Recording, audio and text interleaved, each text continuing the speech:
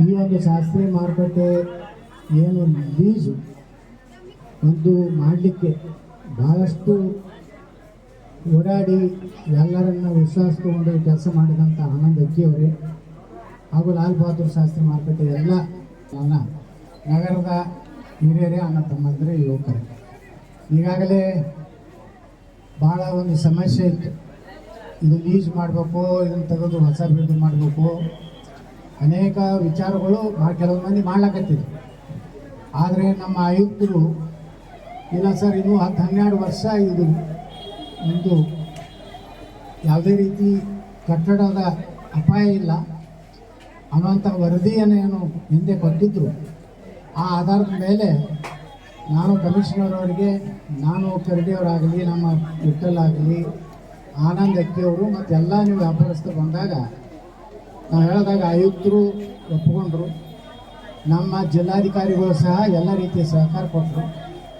ಇದರಿಂದ ಇವತ್ತು ಸುಮಾರು 465 ಜನರು ಈ ಒಂದು 12 ವರ್ಷದ ಒಂದು ಏನು ಲೀಸು ಇವತ್ತು ರಿನ್ಯೂವಲ್ ಆಗಿದೆ. ಮುಂದಿನ ಕೆಲವೊಂದು ಜನ ಉಳಿದಿದ್ದಾರೆ. ಕಾನೂನು ಕ್ರಮ ಅವರೇನು ನ್ಯಾಯಾಲಯ ಹೋಗಿದ್ದಾರೆ, ಅದು ಏನು ಹಾಕ್ಬರ್ತದೆ ಬರಲಿ, ನ್ಯಾಯಾಲಯದಲ್ಲಿ ಏನು ಹೇಳ್ತಾರೋ ಅದ್ರಂಗೆ ನಾವು ಮಾಡಲಿಕ್ಕೆ ಬರ್ತದೆ. ಈಗ ಇದನ್ನು ಮಾಡಿದ್ವಿ ಒಂದು ಸಹ ನ್ಯಾಯಾಲಯದಾಗ ಅಲ್ಲಿ ಇದಕ್ಕಿಂತ ಒಂದು ಒಳ್ಳೆಯ ಆದೇಶ ಬರ್ತಂದ್ರೆ ಅದನ್ನು ಪಾಲಿಸಲಾಕ ಕೂಡ ತಯಾರಿದೆ. ಆದರೆ ಈ ಒಂದು ಸುಮಾರು 465 ಜನ ಅನೇಕ ವರ್ಷಗಳಿಂದ ಸುಮಾರು ಇದು 100 ವರ್ಷದ ಇತಿಹಾಸವಂಥ ಮಾರ್ಕೆಟ್. ನಾವೆಲ್ಲ ಸಣ್ಣವರಿದ್ದಾಗ ಇಲ್ಲೆಲ್ಲ ಬೆಂಕಿ ಹತ್ತಿದಾಗ ನಾವು ಎಲ್ಲ ಬಂದು ಓಡಾಡಿದ್ದೆವು. 2 ಸಲ ಬೆಂಕಿಗೆ ಆವೃತ್ತಿ ಆಯಿತು. ಸಾಕಷ್ಟು ವ್ಯಾಪಾರಸ್ಥರು ತೊಂದರೆಗೊಳಗಾದರು. ಮುಂದೆ ನಮ್ಮ ಎದುರಿನ ಮನೆ ಏನು ನಮ್ಮ ಸಾರ್ವಜನಿಕ ಗ್ರಂಥಾಲಯದ ಅಲ್ಲೊಂದಿಷ್ಟು ಇಲ್ಲೊಂದಿಷ್ಟು ಏನೋ ಆಗಿ ಕೊನೆಗೆ ಮದನ್ ಗೋಪಾಲ್ ಅವರ ಬಿಸಿ ಇದ್ದಾರೆ. ಮದನ್ ಗೋಪಾಲ್ ಅವ್ರ ದೊಡ್ಡ ಒಂದು ಕಾಂಟ್ರಿಬ್ಯೂಷನ್ ಇದೆ. ಅವರು ಭಾಳ ಇದನ್ನು ತೊಗೊಂಡು ಜವಾಬ್ದಾರಿ ತೊಗೊಂಡು ಈ ಮಾರುಕಟ್ಟೆಯನ್ನು ನಿರ್ಮಾಣ ಮಾಡಿ ಇವತ್ತು ಮತ್ತೆ ಎಲ್ಲ ವ್ಯಾಪಾರಸ್ಥರಿಗೆ ಕೊಡುವಂಥ ವ್ಯವಸ್ಥೆ ಮಾಡಿದರು. ಅಲ್ಲಿಂದ ಮುಂದೆ ಇದ್ರ ಮೇಲೆ ಸಾಲ ಆಗಿತ್ತು. ಗ್ರಾಮೀಣ ಬ್ಯಾಂಕ್, ಸಿಂಡಿಕೇಟ್ ಬ್ಯಾಂಕ್ ಸುಮಾರು 1 ಕೋಟಿ ಮ್ಯಾಗ ಚಿಲ್ಲರ್, ಎಷ್ಟು 1,34,00,000 ಅವರು ಇಲ್ಲ ತೆಗೆದು ಆಕ್ಷನ್ ತೆಗೆದಿದ್ರು. ಇದನ್ನು ಅವು ನಾನೇ MLA ಇದ್ದೆ, ನಮ್ಮ ರಾಜೇಶ್ ದೇವಗಿರಿ ನಗರಸಭಾ ಅಧ್ಯಕ್ಷ ಇದ್ದೆ. ಮತ್ತು ಅವಾಗೆಲ್ಲ ನಾವು ಕೂಡಿ ಇಡೀ ಅಂಗಡಿಗಳಿಗೆ ಎಲ್ಲರಿಗೆ ಅಡ್ಡಾಡಿ ಅವಾಗ ಒಂದು 50,000 ರೂಪಾಯಿ ನಾವು ಕೊಡಬೇಕಪ್ಪ ಅಂತ 6 ತಿಂಗಳ ಬಾಡಿಗೆನೂ ಅಡ್ವಾನ್ಸ್ ತೊಗೊಂಡು ಅದರ ಪಾಪ ಎಷ್ಟೋ ಮಂದಿ ವ್ಯಾಪಾರಸ್ಥರು ಮನೆಯಾಗಿನ ಬಂಗಾರ ಗಿಂಗಾರ ಮಾರಿ ತಂದು ರೊಕ್ಕ ಕೊಟ್ಟರು. ಇಲ್ಲೇ ನಾವು ಟೇಬಲ್ ಕುರ್ಚಿ ಹಾಕೊಂಡು ಕೂತಿದ್ದರು. ಜೈನ ಕಮಿಷನರ್ ಇದ್ದರು, ಅವರು ನಾವು ಕೂಡಿ ಭಾಳ ಅವತ್ತು ಏನು ಆಪ್ಷನ್ ಆಗೋದಿತ್ತು ಅದನ್ನು ತಪ್ಪಿಸಿ ಇದೊಂದು ಮಹಾನಗರ ಪಾಲಿಕೆಗೆ ಒಂದು ಆಸ್ತಿ ಅಂತೇಳಿ ಅವತ್ತು ಋಣಮುಕ್ತ ಮಾಡಿದ್ವಿ. ಆ ಋಣಮುಕ್ತ ಮಾಡಿದ್ಮೇಲೆ ಅವಾಗೇನದ ಮತ್ತೆ ಎಲ್ಲರೂ ರಿನ್ಯೂವಲ್ ಮಾಡಿಕೊಟ್ಟಿದ್ದೀವಿ. ನಾನು ವಿಚಾರ ಏನಿತ್ತಪ್ಪ ಅಂದರೆ ಯಾರು ಅದಾರ ಅವ್ರನ್ನೇ ಮಾಲಕರು ಮಾಡ್ಬೇಕಂತಿತ್ತು. ಆದರೆ ಕಾನೂನಿನಲ್ಲಿ ಅವಕಾಶ ಇಲ್ಲ ಅಂತೇಳಿ ಜಿಲ್ಲಾಧಿಕಾರಿಗಳು ಮತ್ತು ನಮ್ಮ ಆಯುಕ್ತರು ಏನು ಕಾನೂನಿನ ಸಲಹೆ ಅವರು ತೊಗೊಂಡು ನಮಗೆ ರಿನ್ಯೂವಲ್ ಮಾಡಲಿಕ್ಕೆ ಕೊಡ್ಲಿಕ್ಕೆ ಅಷ್ಟೇ ಅಧಿಕಾರ ಇದೆ ಅನ್ನೋಂಥದ್ದು ಹೇಳೋದ ಮೇಲೆ ನೀವು ಎಲ್ಲ ಸಹಕಾರ ಕೊಟ್ರಿ. ನೀವು ಸಹ ಎಲ್ಲರ ನಮ್ಮ ಏನು ಟೀಮು ಇದೊಂದು ಟೀಮಾಗಿ ಕೆಲಸ ಮಾಡಿದ್ದೀರಿ. ನೀವೆಲ್ಲ ಕೂಡಿ ರೊಕ್ಕ ಗೊಳೆ ಮಾಡಿಕೊಡೋದು, ಕಾನೂನಿನ ಚೌಕಟ್ಟಿನಲ್ಲಿ ಕುಂಡಿಸ್ಬೇಕಲ್ಲ. ಅದು ನಾನು ಬಿಜಾಪುರ ಜನರಿಗೂ ಧನ್ಯವಾದ ಹೇಳ್ತೇನೆ. ಯಾಕಂದ್ರೆ ಯಾರೂ ನೀವು ಹಾಕಿರೋ ಅಂದ್ಕೊಳ್ಳೆ ಮತ್ತೊಬ್ಬರಲ್ಲಿ ಜನರು ಹಾಕಿ ಅವ್ರು ರೇಟ್ ಹೆಚ್ಚಿಗೆ ಬಿಟ್ಟಿದ್ರು ಅಂದ್ರೆ ಭಾಳ ಗೊಂದಲ ಆಗ್ತದೆ. ಅದಕ್ಕೆ ಯಾವುದಕ್ಕೂ ಅವಕಾಶ ಕೊಡಲಾರ್ದೇ ನಮ್ಮ DC ಅವರು ಸಹ ಹೇಳಿದ್ರು, ಏನೇನು ವ್ಯಾಪಾರಸ್ಥರಿಗೆ ಯಾವ ರೀತಿ ತೊಂದರೆ ಆಗದ ರೀತಿಯಲ್ಲಿ ಇದನ್ನೆಲ್ಲ ಕೆಲಸ ಮಾಡೋದು ನಮ್ಮ ಜಿಲ್ಲಾಧಿಕಾರಿಗಳು ಸಹ ಪಾಪ. ಯಾಕಂದ್ರೆ ಅವರೇ ಇದರ ಅಧ್ಯಕ್ಷರು ಅವರೇ ಅದಾರೆ. ಅದಕ್ಕೆ ಏನೇ ಆಗಲಿ ಒಂದು ಒಳ್ಳೆಯ ಕೆಲಸ ಆಗಿದೆ. ಮತ್ತು ನಿಮ್ಮ 12 ವರ್ಷ ಸುರಕ್ಷಿತ ಆಗಿದ್ರಿ, ಟೆನ್ಷನ್ ಭಾಳ ಮಾಡ್ಕೊಂಡಿದ್ರಿ. ಆ ಟೆನ್ಷನ್ನಿಂದ ಹೊರಗೆ ಬಂದಿರಿ. ನಮಗೂ ಭಾಳ ಟೆನ್ಷನ್ ಆಗಿತ್ತು, ಇದ್ರಾಗೆಲ್ಲ ನನ್ನ ಹೆಸರು ಕೆಡ್ತೈತೆ ಅಂತೇಳಿ. ನಾವೇನು ತಿನ್ನೋಲ್ಲ ಬಿಡೋಲ್ಲ, ಆದರೆ ಹೆಸರು ಕೆಡೋದಂದ್ರೆ ಬುಕ್ ಹೆಡ್ ಕೆಡ್ತಾವ. ಮನೆ ನೋಡಿದ್ರಲ್ಲಿ MLC ಒಳಗೆ ಹೆಂಗಾಯ್ತು ನಮ್ಮ ಕರ್ನಾಟಕ. ಅವಾಗೂ ಹಿಂಗೆ ಬಂದು ಭಾಳ ಮಂದಿ ಲೆಕ್ಕ ಹಾಕಿದ್ರು, ಗ್ಯಾರಂಟಿ ಕಾಂಗ್ರೆಸ್ಗೆ ಹಾಕ್ತಾನೆ ಇನ್ನು ಬರೋಬ್ಬರಿ ಮಾಡೋಣ ಅಂತೇಳಿ. ನಾ ಹೇಳಿಬಿಟ್ಟೆ, ನಮ್ಮ ಪಾರ್ಟಿ ನಾವು ಎಲ್ಲಿದ್ದು ಆಚೆ ಬಿದ್ದೀವಿ ಅದಕ್ಕೆ ಹಾಕ್ತೇವೆ. ಅವ್ರು 5 ಕೋಟಿ ಕೊಡಲಿಕ್ಕೆ 10 ಕೋಟಿ, ನಾವು 5 ಕೋಟಿ ಕೊಟ್ಟು ತಿಂದು ಆ ಕೋಟಿಯನ್ನು ದೇವರೇನು ಕಡಿಮೆ ಮಾಡಿಲ್ಲ ಈಗ. ಹಂಗೆ ನಂದು ಮರ್ಯಾದೆ ಉಳಿತು. ನಮ್ಮ ಆಯುಕ್ತರು ಪಾಪ, ನಾನು ಕರೆ ಹೇಳ್ತೀನಿ, ಆಯುಕ್ತರೇ ನಿರಂತರವಾಗಿ ನನಗೆ ಯಾವ ರೀತಿಯಿಂದ ಈ ಸಮಸ್ಯೆ ಬಗೆಹರಿಸ್ಬೇಕನ್ನೋಂಥದ್ದು ಎಲ್ಲ ಸಲಹೆ ಕೊಟ್ಟವ್ರು ನಮ್ಮ ಆಯುಕ್ತರು. ಅವ್ರಿಗೆ ನಾವು ವೈಯಕ್ತಿಕವಾಗಿ ಹೃದಯಪೂರ್ವಕವಾಗಿ ಧನ್ಯವಾದಗಳು. ಯಾಕಂದರೆ ಅಧಿಕಾರಿಗಳು ಸಹಕಾರ ಇಲ್ಲಕ್ಕೆ ನಾವು ಏನೂ ಒಳ್ಳೆ ಕೆಲಸ ಮಾಡೋಕ್ಕಾಗೋದು. ಅಧಿಕಾರಿಗಳು ನಮ್ಗೆ ಒಳ್ಳೆ ಸಲಹೆ ಕೊಟ್ಟರೆ ಅವರು ಭಾಳ ಕಳ್ಕಳಿದ್ದವ್ರು ಅದಾರ. ಅವರು ಇಲ್ಲ ಸರ್ ಇವ್ರಿಗೆ ಸುಮ್ಮನೆ ಕೆಡಿಬಿಟ್ಟು ಅಂದ್ರೆ ನೀವು ನೋಡ್ತಿರಲ್ಲ, ರೊಕ್ಕಿಲ್ಲ ರೂಪಾಯಿ ಇಲ್ಲ ಸರ್ಕಾರನಾಗ, ಕೆಡ್ಕೊಂಡು ಕೂತೀವಿ ಅಂದ್ರೆ ಮತ್ತೆ ಇದನ್ನು ಕಟ್ಟೋದಾಗೋದಿಲ್ಲ. 5-10 ವರ್ಷ ಬೇಕು. 5-10 ವರ್ಷ ಈ ವ್ಯಾಪಾರಸ್ಥನ ಎಲ್ಲಿ ಹೋಗಿ ಕುಂಡಿಸೋದು? ಅದಕ್ಕೆ ಏನೇ ಆಗಲಿ ಭಾಳ ನಾನು ವಿಶೇಷವಾಗಿ ನಮ್ಮ ಆನಂದ್ ಅಕ್ಕಿಯವರಿಗೂ ಅಭಿನಂದನೆ ಸಲ್ಲಿಸ್ತೀನಿ. ಯಾಕಂದ್ರೆ ಭಾಳ ಜವಾಬ್ದಾರಿ ತೊಗೊಂಡು ಮಾಡ್ಯಾರ. ಟೀಕಾ ಟಿಪ್ಪಣಿ ಅಂತೂ ಮಾಡೋರಂತೂ ಅವರು ಡಿಗ್ಗಿಗಟ್ಟಲೆ ಅದಾರೆ ಬಿಜಾಪುರನಾಗ, ದೇಶನಾಗ. ಅವೇನು ತಿಳಿ ಕೆಡಿಸೋದು ಬೇಡ. ಟೀಕಾ ಮಾಡೋರು ಮಾಡೇ ಮಾಡ್ತಾರೆ. ನಮ್ಮ ಕೆಲಸ ಒಳ್ಳೇದು ಮಾಡಿ ನಮ್ಮ ಆತ್ಮಸಾಕ್ಷಿ ನಾವು ಒಳ್ಳೆ ಕೆಲಸ ಮಾಡಿದ್ರೆ ಯಾರ್ದು ಆ ಭಯ ಬೇಡ. ಅದಕ್ಕೆ ಈಗಾಗಲೇ ನಮ್ಮ ಆಯುಕ್ತರು ಹೇಳ್ಯಾರ ಸುಮಾರು 5 ಕೋಟಿ ರೂಪಾಯಿ. ನಾನು ಮೊದಲೇ ಅವ್ರಿಗೆ ಕಮಿಷನರ್ಗೆ ಹಿಂದೆನೇ ಹೇಳಿಬಿಟ್ಟಿದ್ದೆ, 1 ರೂಪಾಯಿನೂ ನಮ್ಮ ಶಾಸ್ತ್ರಿ ಮಾರ್ಕೆಟದ್ದು ಬೇರೆ ಕೆಲಸಕ್ಕೆ ಹಿಂದಕ್ಕೆಲ್ಲ ಒಯ್ದುಬಿಟ್ಟಾರೆ. ಆ ರೋಡ ಗಟ್ರ ಮಾಡ್ತೀನಿ ಅಂತ ಬೋಗಸ್ ಖರ್ಚು ಹಾಕಿ ತೆಗೆದಾರ.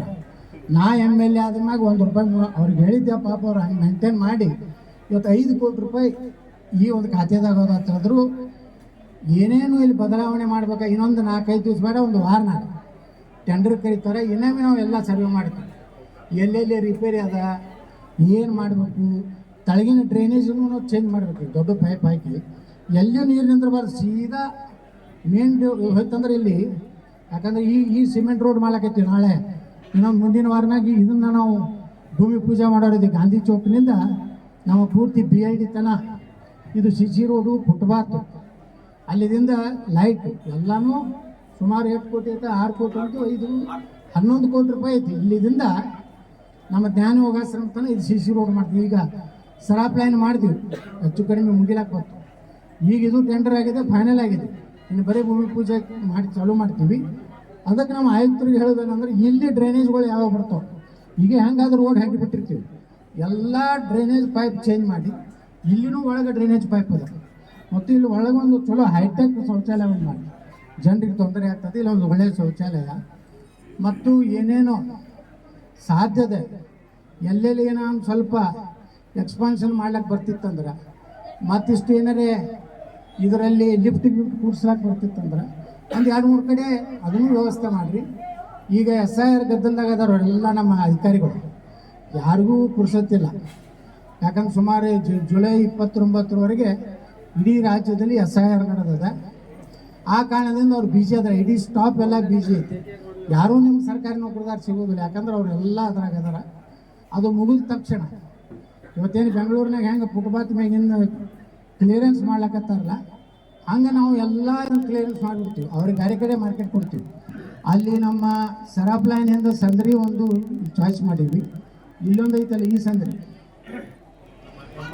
MR ಹಿಂದಿದ್ದು ಒಂದು ಸಂದ್ರಿ, ಅಲ್ಲಿದಿಂದ ನಮ್ಮ ಸರಾಪ್ ಲೈನ್ ಒಂದು ಸಂದ್ರಿ, ಆ ಕಡೆ ಯಾವ ಡ್ರೆಸ್ಸಸ್ ಅದು